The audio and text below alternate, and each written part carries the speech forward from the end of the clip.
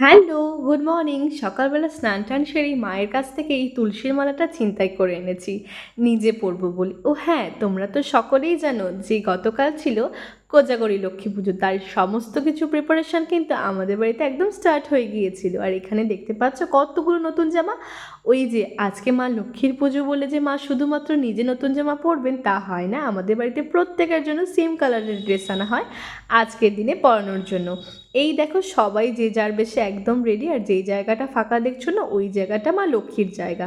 প্রত্যেক বছরে আমাদের বাড়িতে এই পুজোটা সেলিব্রেট করা হয়, খুব একটা বড় করে না হলেও ছোট করে করা হয়। দেখতেই পাচ্ছ এখানে আমি গঙ্গা জল নিয়ে নিয়েছি, এর মধ্যে দুধ, ঘি, অগরু, দই দিয়ে আমি মাকে এবার স্নান করিয়ে নেব। মায়ের গায়ে একটু দই মাখিয়ে নিলাম, এরপর আমি স্নান করাবো।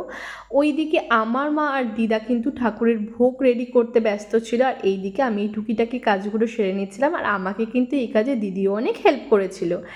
যাই হোক, মায়ের স্নান কিন্তু এখানে হয়ে গেছে। এবার মায়ের গাটা আমি একটু মুছিয়ে নেব, তাই জন্য আমি এখানে একটা শুকনো কাপড় দিয়ে মায়ের গাটা একদম সুন্দর করে মুছিয়ে নিলাম। এবার দেখো মা কিন্তু একদম রেডি, মোছানো হয়ে গেছে যেহেতু।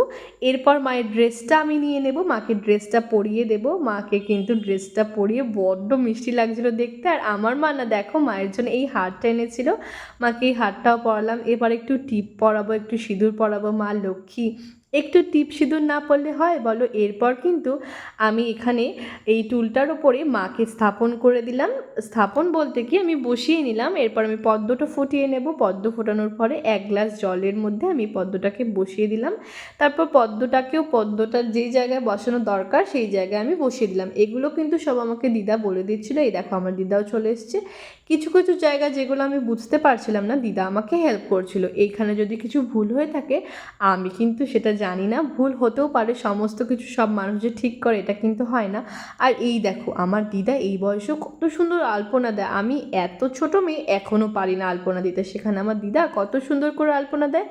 এরপর একটু দুব্বো, তুলসী, ফুল সমস্ত কিছু রেডি করে নিয়েছিলাম ঠাকুরের জন্য।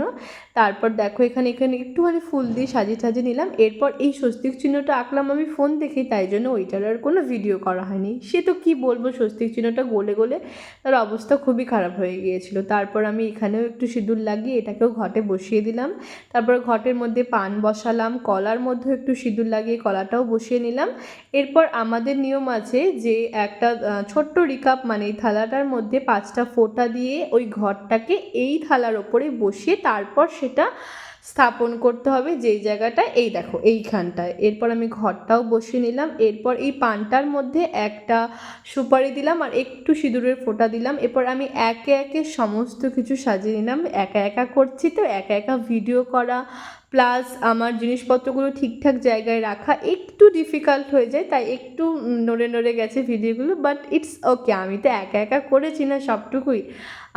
একা একা না, দিতে একটু হেল্প করেছিল, তাও একা একাই বলছি। এখানে আমি ধুনো নিলাম, ধুনোটাও সাজিয়ে নিলাম। এই দেখো এই জায়গাটার ভিডিওটা করা হয়নি, কারণ একা একা সত্যিই সবটা করতে খুব সমস্যা হচ্ছিল।